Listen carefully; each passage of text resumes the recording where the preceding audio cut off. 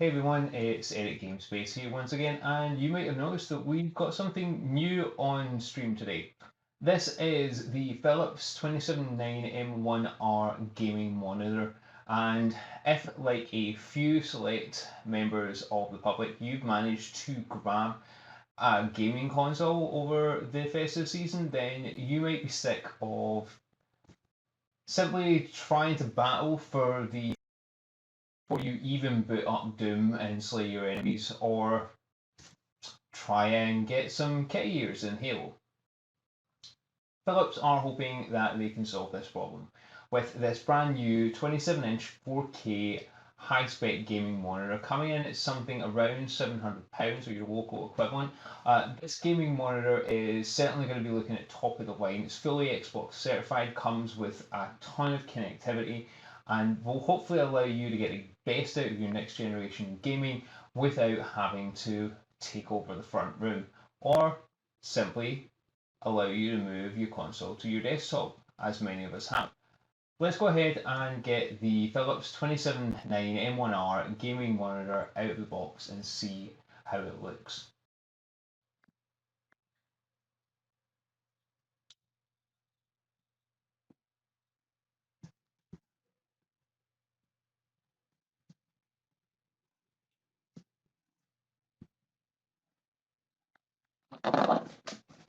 So thankfully this doesn't come too heavily taped up, so we should be able to get this open quite quickly. As usual with a monitor, we're being told how to unbox it, which is, means if I break it, this is my fault. We're getting an out of the box color configuration sheet with all the dimming zones on that tested. This 279M1R monitor has plenty of specs and a full measurement sheet of its color. However, we'll go over that in the full review. Put that over there for now. Okay, so in the box we have power cable. As usual, that's a European one, so that's not going to help you too much. However, we do have a UK power cable, so that will help me. A sizable power brick, not quite the same chunk that we had for the AOC monitor we reviewed recently, but still pretty big. Okay, so let's go ahead and get the stand out, or maybe we're going to have to get this out of here first.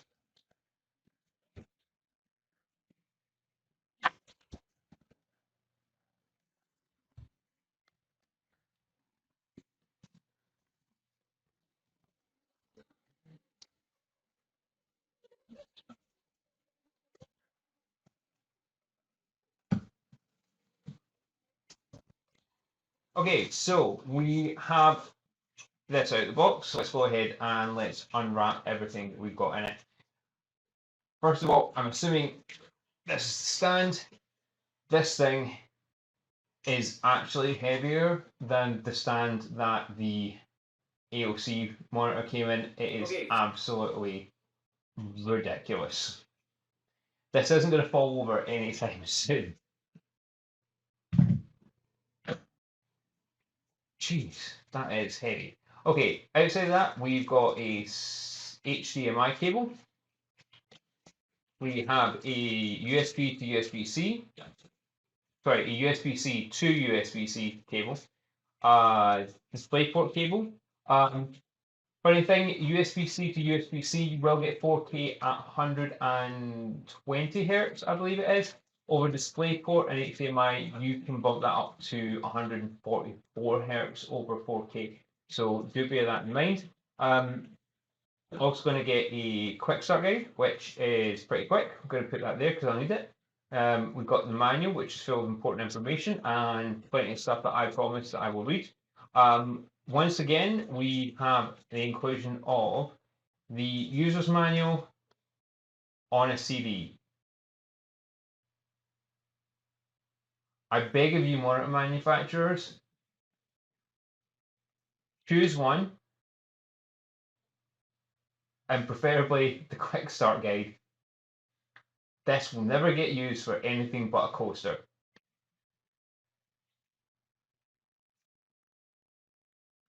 this is a waste of energy. You have it online.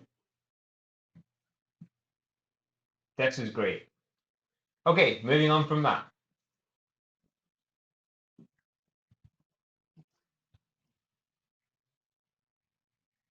Got the other half of the monitor stand as well.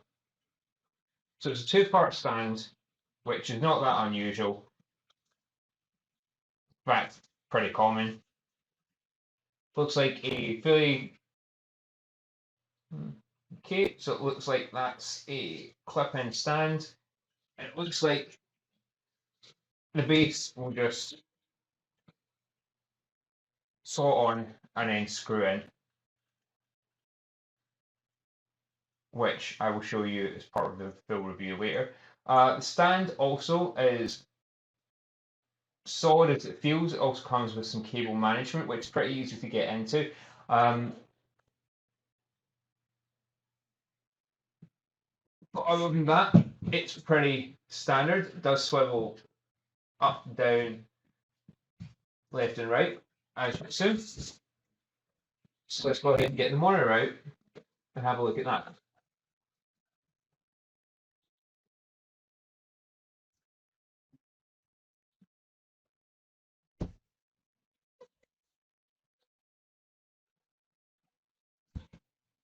So as we unbox the monitor, and I'll put a photo of this in later, it comes with a display port, USB-C, and 3 HDMI cables.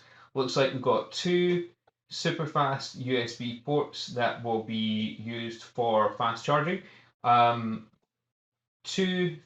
USB 3, possibly 3.1. I'll have to double check that, so don't quote me on it. Ports and an upstream USB port for powering the hub. Again, I will show you those later. The design itself is pretty straightforward. It's quite angular, but almost bezel-less on the front. There's a control stick at the back. I'm not a huge fan of those, but they're becoming more and more standard these days, just to get controls of lots of monitors. And thankfully, the whole thing slots together like that.